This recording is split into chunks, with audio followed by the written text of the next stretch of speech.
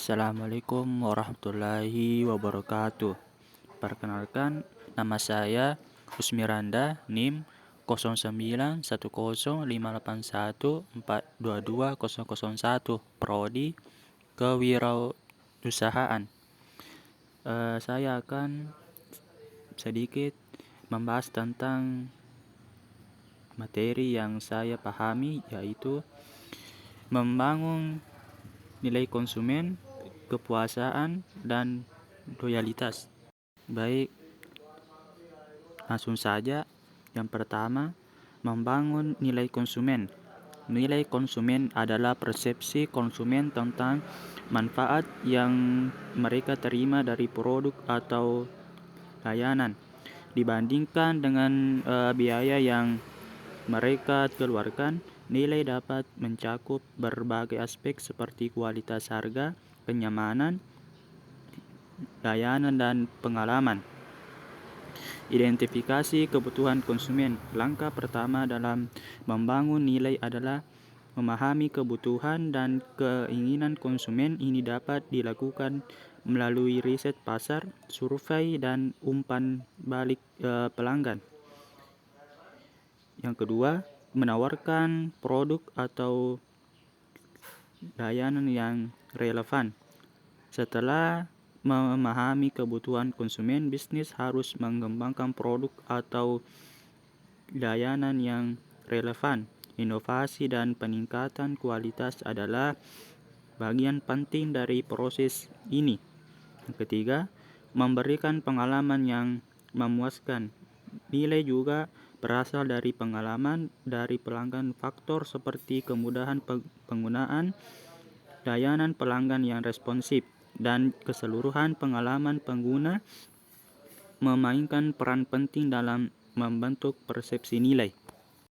Yang kedua, kepuasan konsumen.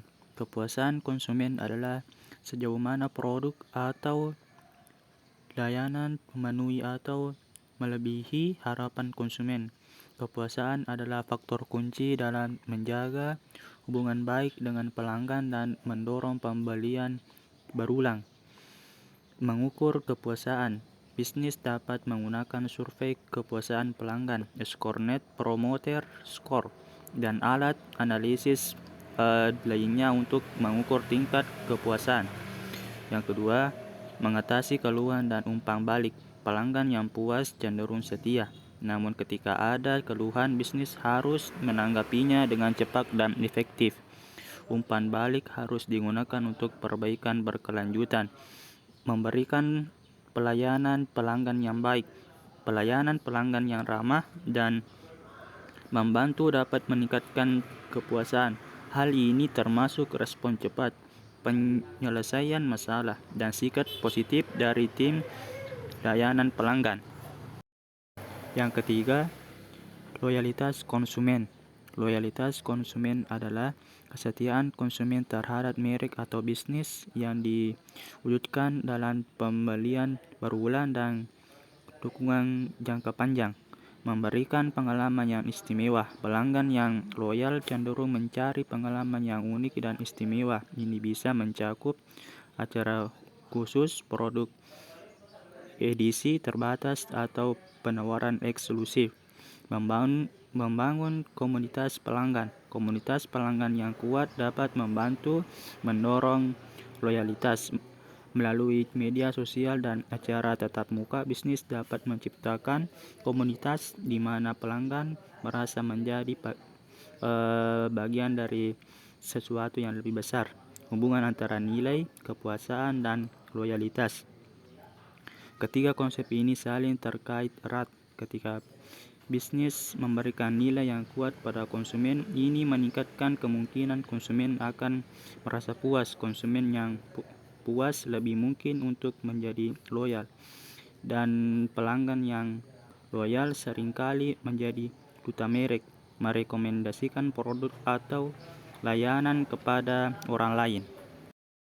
Untuk menciptakan nilai kepuasan dan loyalitas konsumen, ada beberapa hal yang perlu diperhatikan dalam bisnis dan pemasaran. Berikut adalah materi dan strategi yang dapat digunakan. Yang pertama, pemahaman konsumen. Pahami kebutuhan, preferensi, dan harapan konsumen. Survei dan penelitian pasar adalah cara efektif untuk mendapatkan wawasan tentang konsumen Anda. 2. Produk dan layanan berkualitas. Pastikan produk dan layanan yang Anda tawarkan memenuhi atau bahkan melebihi ekspektasi konsumen. Kualitas yang konsisten adalah kunci untuk membangun kepercayaan. Yang ketiga, pengalaman pelanggan yang luar biasa.